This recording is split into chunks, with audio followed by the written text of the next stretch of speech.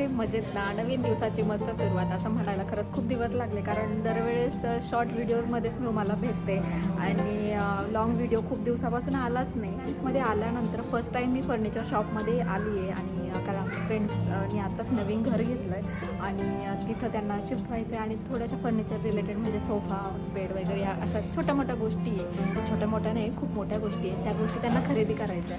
तर मग आम्ही फर्निचर शॉपमध्ये आले. फर्निचर कसं राहतं किंवा इथले शॉप कसे असतात ते पण माहिती करून घ्यायचं आहे. थोड्याफार चुकले असून बोलण्यामध्ये, पण ॲडजस्ट करून घ्या. शॉपमध्ये सध्या आणि आसपास खूप सारे लोक आहेत. अजून कॅमेरा फ्रेंडली नाही झाले एवढी, तर एकदम असे मोठे मोठे मॉल आहे. आयक्या पण बघायचं आहे. याच्यानंतर तुम्हाला तो व्हिडिओ पण दाखवेल. याच्यामध्ये पण मर्ज होईल.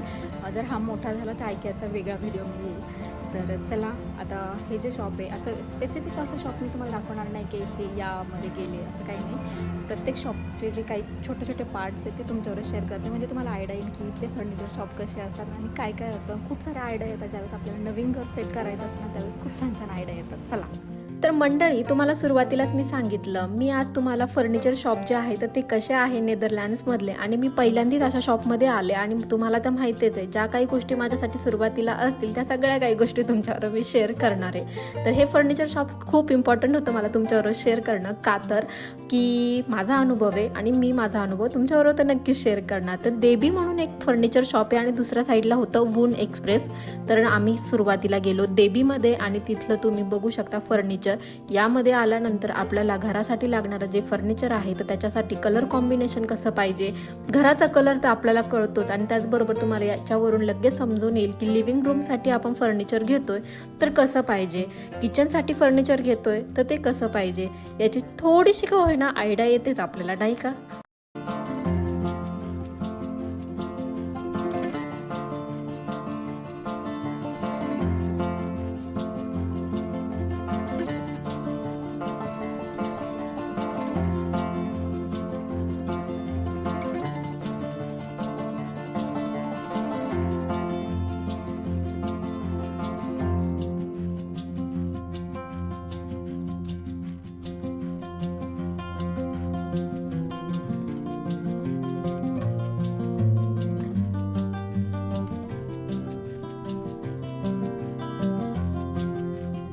तर मला हे पण माहिती आहे की आपल्या भारतात सुद्धा खूप मोठे मोठे असे फर्निचर मॉल आहेत, शॉप आहेत आणि तिथं खरंच बघण्यासारख्या सुद्धा खूप काही गोष्टी आहेत ज्या की आपल्याला नेटवर सुद्धा कळून जातात.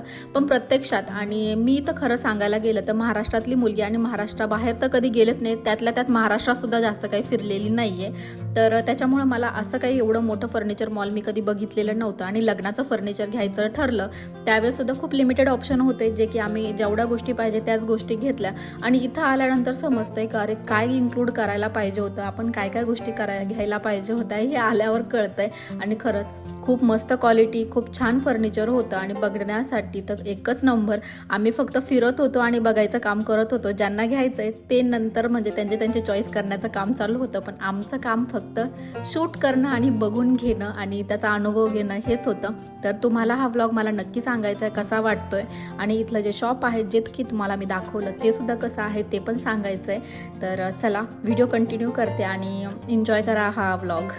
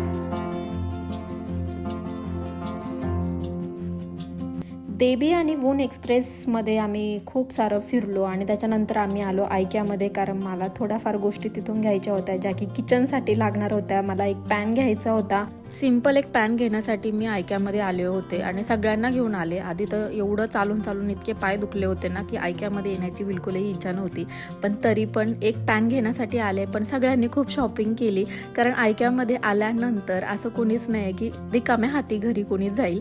काही ना काही वस्तू आपण इथून घेऊन जातो, कारण वस्तू पण खूप बघायला मिळतात आणि खरंच खूप मस्त आहे. आणि आपल्याला लागणाऱ्या वस्तू म्हणजे पूर्ण घर जरी आपल्याला सेट करायचं तरी पण आयक्यामध्ये ह्या सगळ्या काही गोष्टी मिळतातच. आणि त्याचबरोबर किचनच्या सुद्धा इतक्या छान छान म्हणजे सगळ्या काही, आता काय सांगू, असं काही स्पेसिफिक असं गोष्ट सांगण्यासारखी पण नाही, कारण एकदा तरी तुम्ही आयक्यामध्ये एकदा व्हिजिट करा म्हणजे तुम्हाला पण समजेल. आपल्या भारतात सुद्धा आहे, मुंबईला तर आहेच आहे. मी बघितलेलं आहे, व्हिडिओमध्ये बघितलेलं आहे. मुंबईच्या आयक्यामध्ये मी कधी गेलेली नाही, पण व्हिडिओजमध्ये बघितलेलं आहे की मुंबईला सुद्धा आयक्या आहे. याच्यानंतर अजून कुठे कुठे आहे मला नक्की कमेंट बॉक्समध्ये सांगा. पण माझी फर्स्ट टाईम मी आयक्यामध्ये आले आणि खरंच खूप मस्त वाटलं. लहान मुलांच्या रूमपासून तर मोठ्यांच्या प्लस मुलांसाठी खेळण्यासाठीच्या ज्या वस्तू असतात ना, एवढ्यासारख्या अवी तर पूर्ण एडावणच करायला लागली होती, सारखी पळत होती हे घे ते घे. पण मग तिला पण कंट्रोलमध्ये आणलं. आणि आयक्याचा जो व्लॉग आहे ना, स्पेशल असा मला बनवायचा आहे. याच्यामध्ये मी छोटासा पार्ट इन्क्लूड केला आहे, कारण आम्ही साधारण 2च सेक्शन आम्ही इथं बघितले, जास्त काही फिरलो नाही, कारण आधी दिवसभरापासून आम्ही इथं बाहेरच फिरतोय. तर आयक्यामध्ये फक्त 1-2 वस्तूंसाठीच आम्ही आलेलो होतो. पण आपल्या यूट्यूब गॅलरीमध्ये आयक्याचा एक स्पेशल असा व्लॉग असणार आहे आणि लवकरच तुम्ही तुमच्यासाठी घेऊन येईल.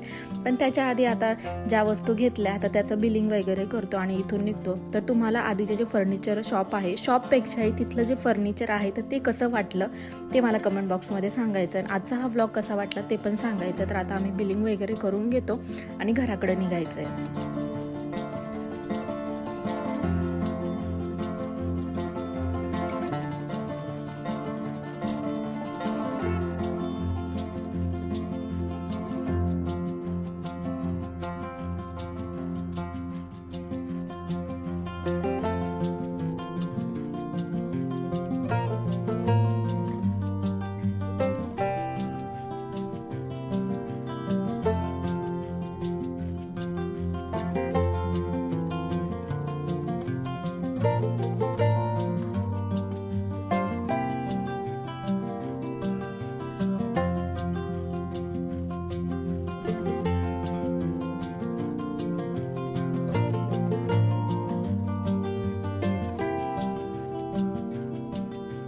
तर मंडळी, आजचा हा ब्लॉग तुम्हाला कसा वाटला? आवडला तर लाईक करा, जास्तीत जास्त शेअर करा आणि वर्ल्ड ऑफ जोबी या यूट्यूब चॅनलवर जर नवीन आले असाल तर प्लीज सबस्क्राईब करा. भेटूया आपण अशाच नवीन ब्लॉगमध्ये. तोपर्यंत स्वतःची काळजी घ्या. चला तर बाय.